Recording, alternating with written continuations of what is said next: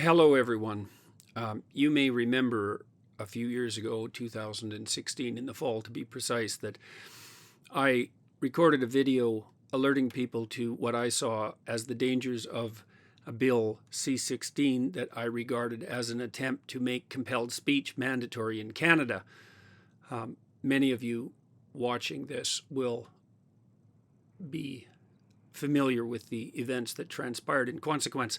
Unfortunately, I feel compelled to do something similar today in a variety of different ways in relationship to another bill, a provincial one this time, Bill 67, which purports to address racist issues in the entire Ontario education system.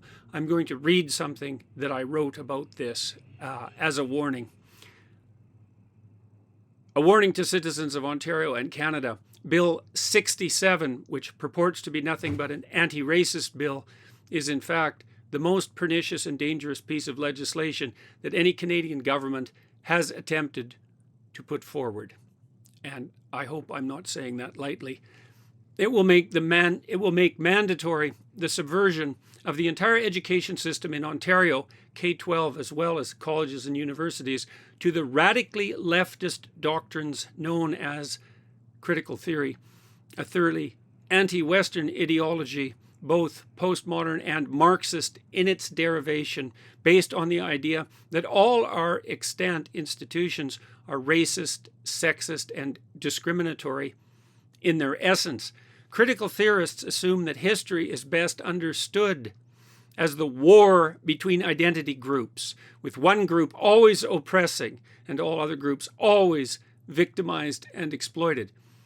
Critical theorists dismiss the idea of the sovereign, free individual, claiming that belief in such sovereignty and freedom does nothing but justify the oppression and exploitation of the marginalized.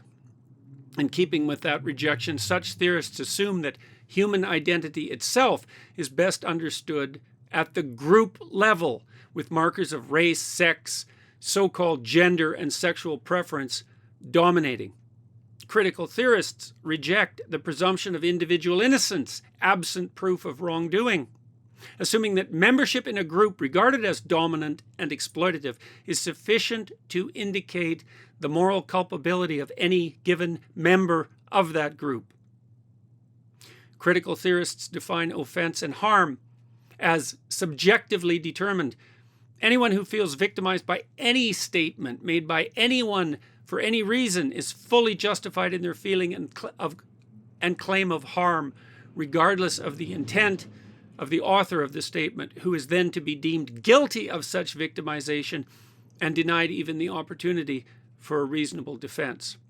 Bill 67 will mandate the creation of institutions of inquisition in every educational institution, to which anyone who has an opinion or undertakes an action that is perceived to violate the tenets of critical theory will be made necessarily subject to punishment. The author of this bill, MPP Laura Mae Lindo, NDP, Kitchener Centre, is former head of equity at Laurier University. It was Laura Mae Lindo who developed the policies that resulted in the circumstances that enveloped Lindsay Shepherd in 2017, which produced a scandal provincially, nationally, and internationally, left a permanent stain on Canadian universities, on the reputation of Canadian universities, and demolished that young woman's academic ambitions and future.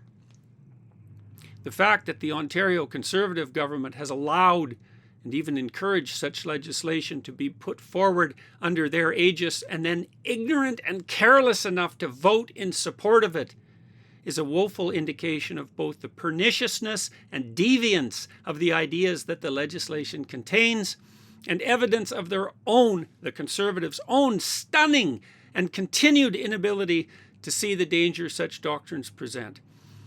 It is much harder to actually deal with the fact of the sometimes unjust distribution of privileges and resources in a complex society than to kowtow to radicals who know how to viciously accuse, weaponize guilt, and claim through manipulative sloganeering the moral upper hand.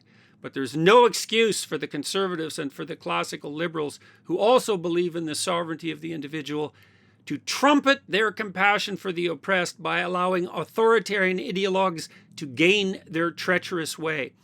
This bill, 67, threatens the integrity of all the systems that will educate all the young people in Ontario for decades to come. If it passes, the rest of the provinces in Canada will follow suit. The fact that this bill is already through second reading is inexcusable. Wake up, Canadians, before you do yourself and your children irreparable harm.